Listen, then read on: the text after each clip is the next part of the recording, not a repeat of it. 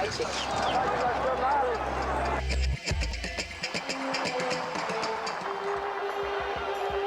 trabalhador brasileiro possui hoje seu código de conhecimento.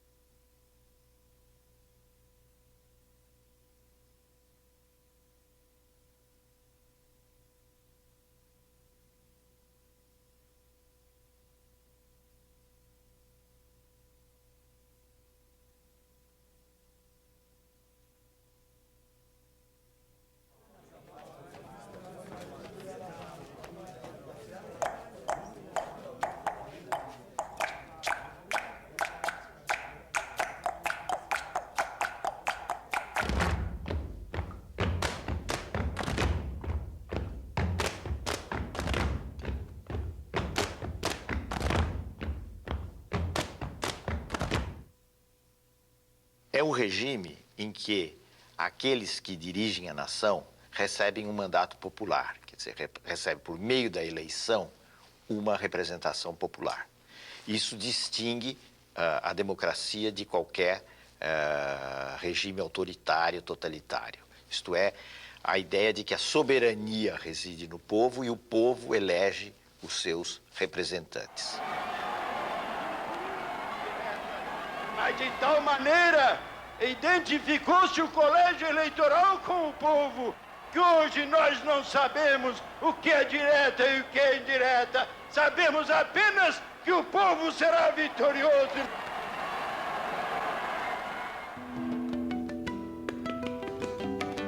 A morte do Tancredo levou à chegada ao poder do vice-presidente, que tinha sido eleito, José Sarney.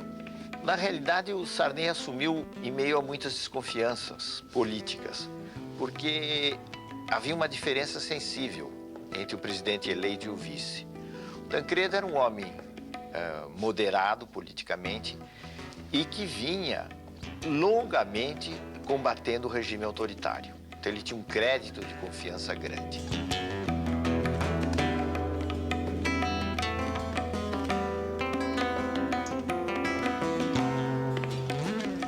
O caso de Sarney era diferente. Era ainda recente sua saída da arena antes de chegar à presidência da República.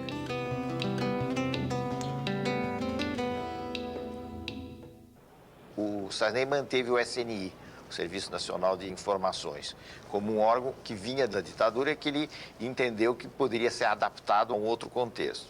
Isso também provocou muitas críticas. Mas, na verdade, a gente pode dizer que o aspecto mais positivo do governo Sarney foi exatamente garantir um clima de liberdades democráticas. No plano econômico, o governo Sarney teve muitos aspectos negativos. O Brasil carregava problemas que vinham já de antes, o descontrole financeiro, inflação enorme, déficit público, déficit externo, e Sarney teve, em razão disso principalmente, sofreu uma queda muito grande da sua popularidade. Isso levou à adoção de um plano, que foi o Plano Cruzado.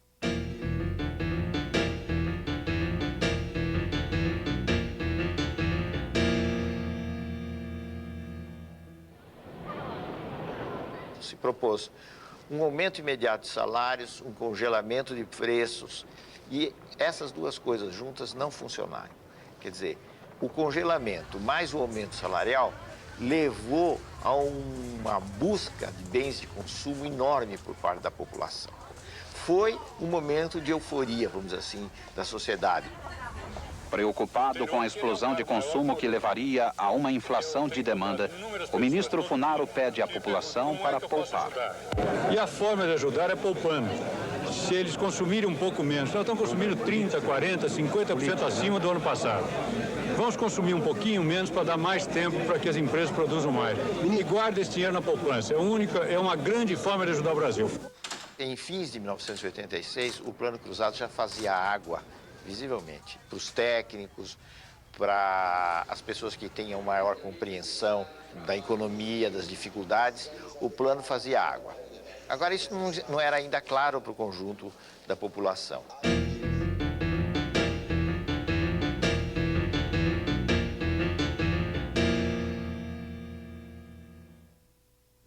Brasileiras e brasileiros, boa noite. Amanhã é uma data histórica para o nosso país. Será promulgada a nova Constituição brasileira.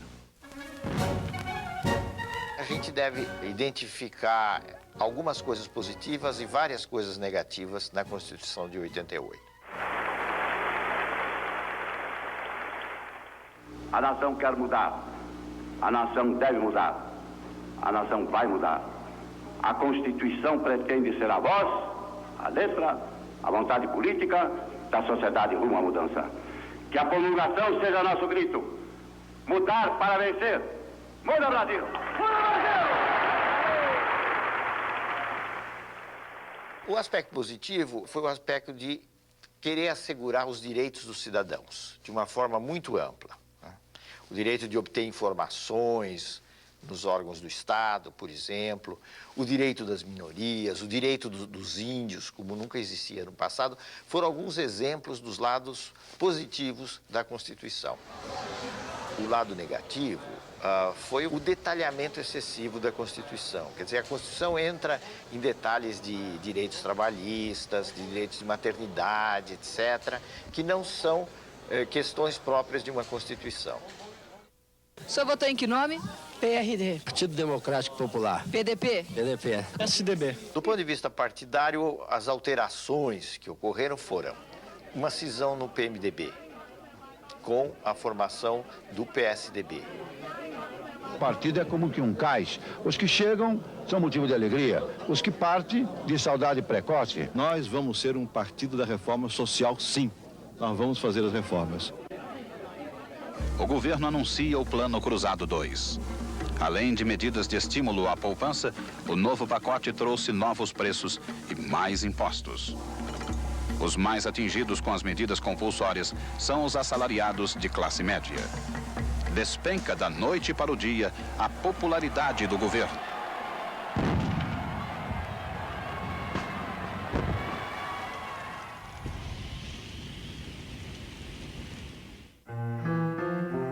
O fim do governo Sarney foi bastante melancólico.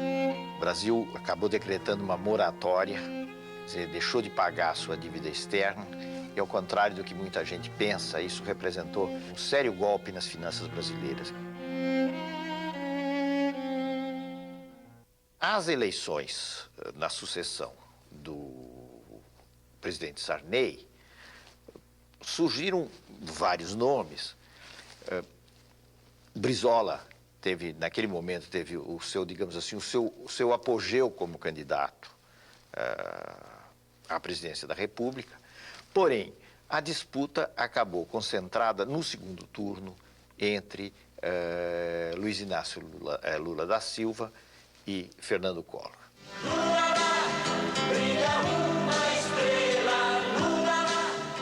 Lula era uma figura que vinha do movimento da luta dos trabalhadores do ABC, um importante líder sindical, ganharam um prestígio muito grande e, tendo como instrumento o PT, o seu partido, o Partido dos Trabalhadores, chegou a ter uma dimensão nacional que, àquela altura, era bem maior do que o próprio partido.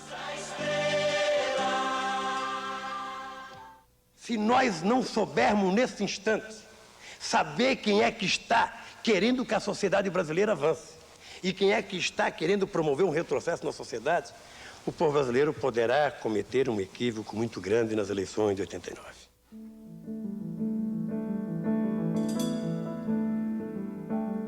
O Collor era uma figura que vinha, primeiro, de um estado pequeno, vinha de Alagoas. Segundo, não tinha nenhuma máquina partidária que o apoiasse. Em terceiro lugar, ele usava o marketing e usava certos temas de moralização com muita eficácia. Foi o caso da campanha contra os marajás, que iludiu muita gente, porque ele se apresentava como alguém que ia combater os altos vencimentos de um determinado setor do funcionalismo público. Eu confio no Brasil. Eu confio no futuro que está reservado à nossa pátria. Com trabalho, com experiência administrativa como eu tenho, com coragem, com determinação política e no exercício da autoridade de presidente da República, nós haveremos, com a ajuda de todos aqueles que desejarem se incorporar nesse processo, de construir um Brasil novo, de construir um Brasil melhor, de construir um Brasil de que se orgulhem todos os seus filhos.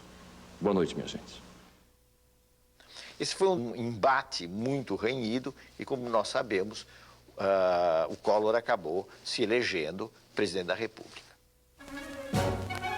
A posse, em 15 de março de 1990, foi um luxo, reunindo representantes de várias partes do mundo e enchendo de esperanças os corações de milhões de brasileiros.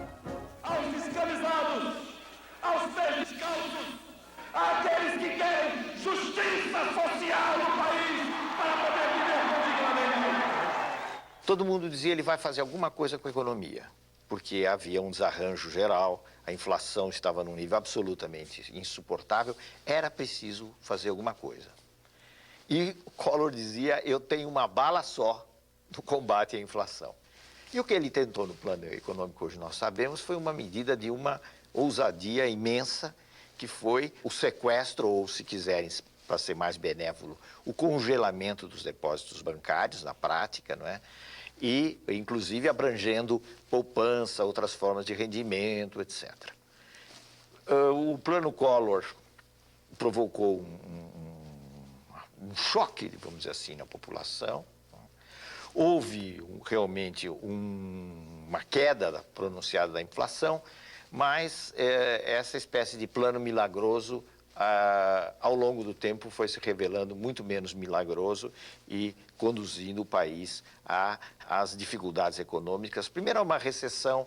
A recessão poderia até levar a um reequilíbrio, mas não houve sequer tempo do reequilíbrio, porque o Collor foi tomado por uma onda de críticas no plano político que acabou levando ao impeachment. Na verdade, o governo Collor combinou medidas modernizadoras com um imenso grau de corrupção.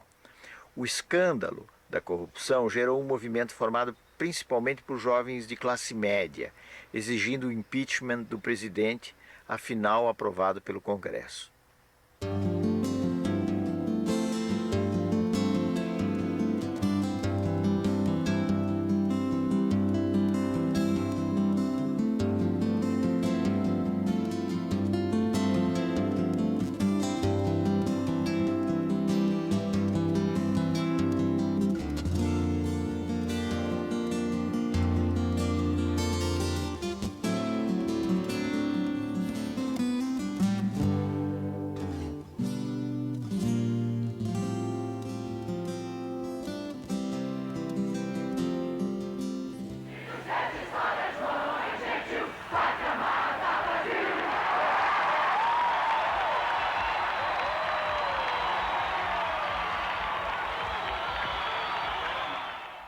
A lição que nós tiramos do impeachment é uma imensa lição.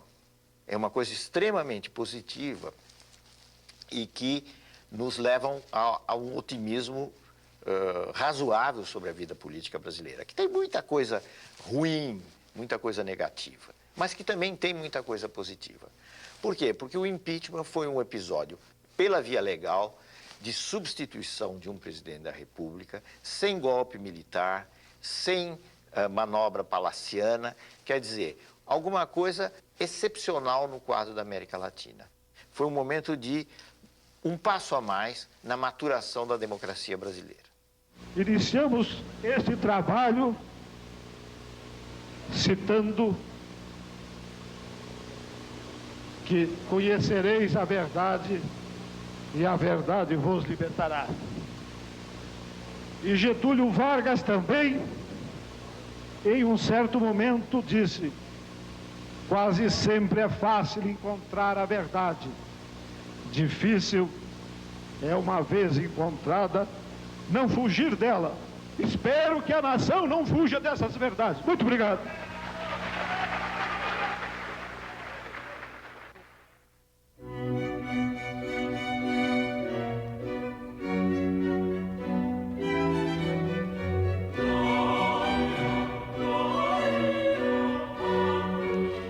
No plano mundial, um dos acontecimentos mais importantes e que se reflete em todos os países, portanto no Brasil também, foi a crise da União Soviética e o fim da União Soviética.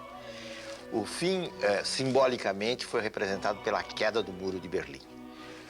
Com o fim da União Soviética, a crise na Rússia, o que nós tivemos foi o fim da Guerra Fria, que dividia o mundo em dois campos e alterou muito as relações políticas no mundo, e o início de um processo que nós podemos chamar de plena hegemonia americana. A globalização é uma interpenetração, digamos assim, econômica e financeira que se dá em todo o mundo, não de uma forma igual, porque existe um centro hegemônico da globalização, que são os Estados Unidos. Mas eu diria que a globalização tem possibilidades positivas. O intercâmbio comercial, cultural entre as nações é em si mesmo um fator desejável e tem riscos reais, porque a globalização, se não houver medidas no sentido de limitá-la ou de alguma forma regulamentá-la, a globalização tende a acentuar desigualdade entre países ricos e países pobres.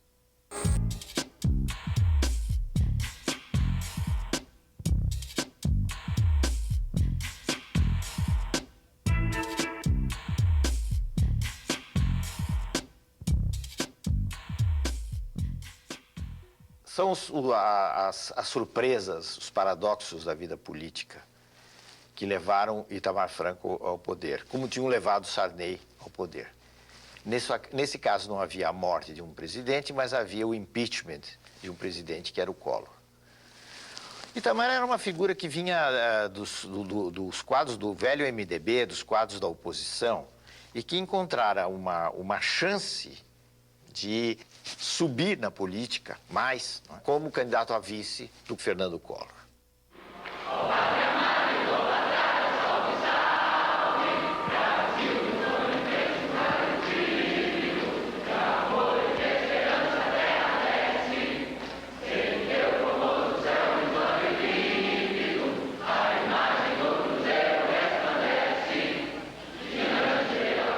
Compromisso do Presidente da República. Prometo manter, defender e cumprir a Constituição, observar as leis, promover o bem geral do povo brasileiro, sustentar a união, a integridade e a independência do Brasil.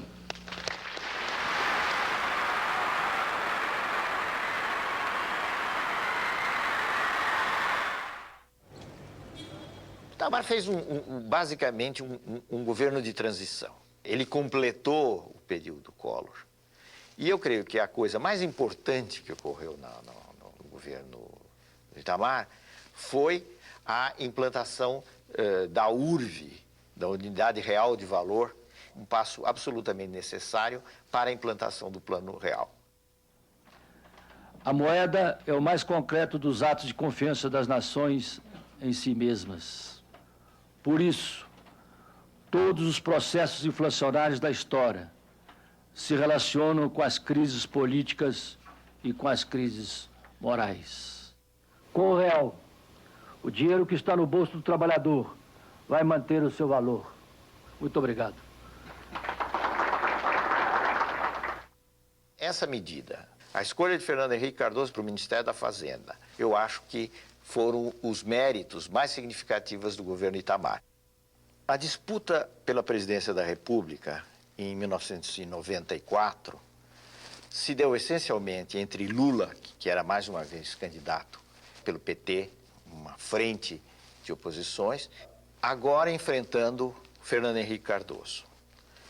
A candidatura de Fernando Henrique foi altamente beneficiada pela instituição da URV e pelo Plano Real. É preciso também entender que foi extremamente importante naquela altura, para a vitória, a formação de uma frente partidária. A frente PSDB, PFL e PTB representou um fator bastante importante para garantir a vitória do presidente Fernando Henrique logo no primeiro turno.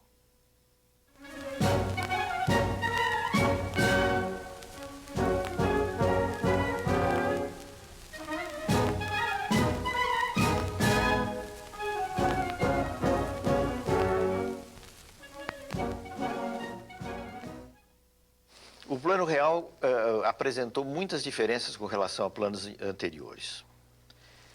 Primeiro porque ele acabou com a chamada indexação da economia. Quer dizer, acabou com aquele circuito de que os preços vão aumentando em função da inflação, etc. Ele quebrou isso. Fernando Henrique chegou às 9h30 da manhã. Cercado de crianças, comeu pão com manteiga e tomou café puro. Foi interrompido para dar autógrafo.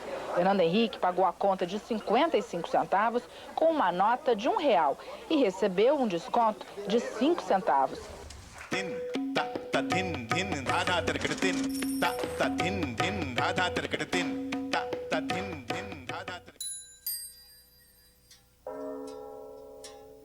A partir dos anos 80, em todos os países da América Latina, ocorreu o que se chama uma crise do Estado, uma crise das funções que tinham sido as funções tradicionais do Estado. Quais eram essas funções tradicionais, que vinham, digamos, de 1930 para frente? Eram as funções de um Estado que tinha um papel importante de financiar a economia, financiar o desenvolvimento econômico, controlar, ser dono, inclusive, de empresas nas áreas estratégicas. Tudo isso levando a um desenvolvimento que tinha o Estado como eixo. No caso brasileiro, a tentativa de mudar esse modelo do Estado, tornando mais flexível, privatizando serviços, começou de uma maneira muito tímida no governo Sarney. Avançou algo no governo Collor, mas foi no governo Fernando Henrique que se deram as privatizações de empresas importantes. Declaro vendida as ações da Teleste Participações S.A. pelo valor de R$5.783 bilhões, com ágio de 64,28%. Então, as privatizações são um fenômeno dessa reavaliação, dessa mudança das funções do Estado, pensada em termos diferentes do que se tinha no passado.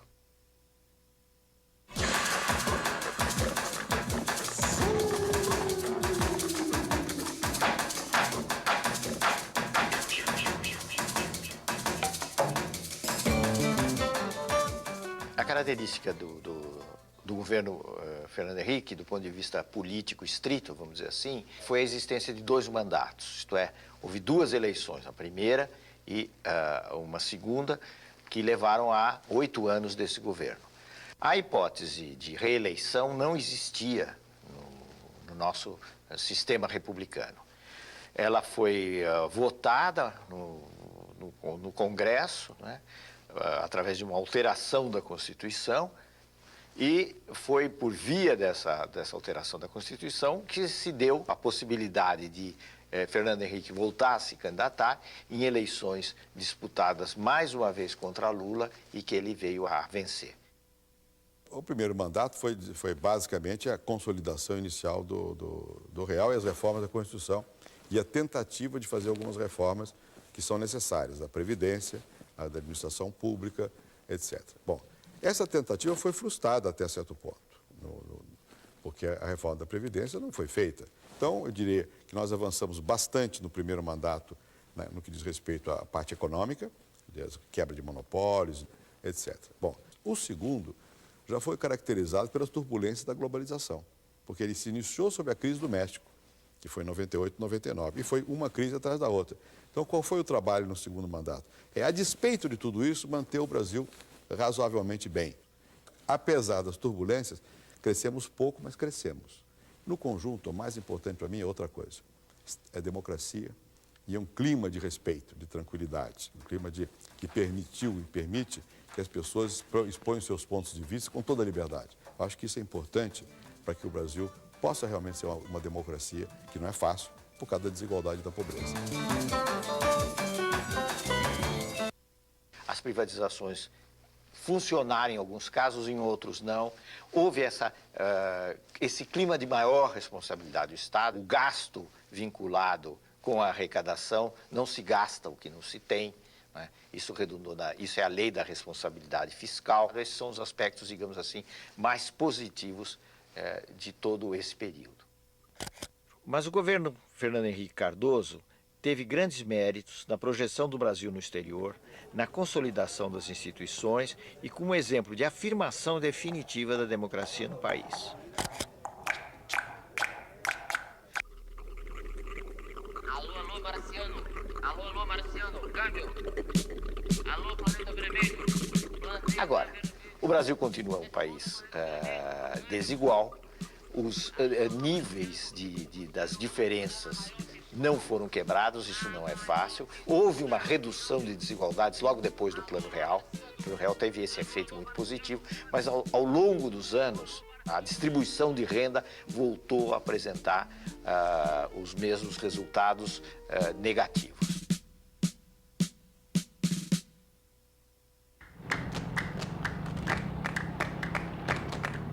As eleições de 2002 se caracterizaram pela sua absoluta normalidade. A nítida vitória de Lula rompeu muitos preconceitos, representando um fenômeno novo na história do Brasil.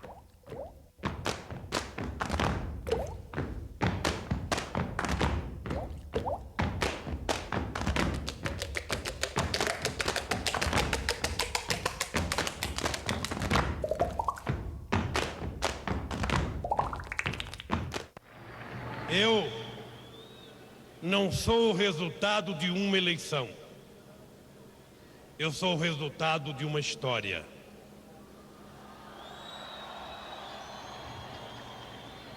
Eu estou concretizando o sonho de gerações e gerações que antes de mim tentaram e não conseguiram.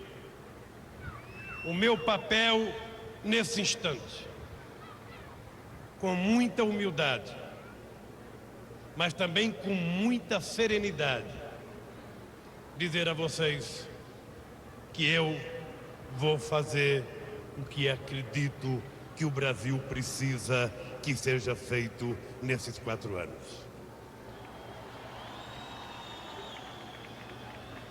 Cuidar da educação, cuidar da saúde, fazer a reforma agrária, cuidar da previdência social e acabar com a fome neste país são compromissos menos programáticos e mais compromisso moral e ético que eu quero assumir aqui nessa tribuna, na frente do povo, que é o único responsável pela minha vitória e pelo fato de eu estar aqui hoje tomando posse.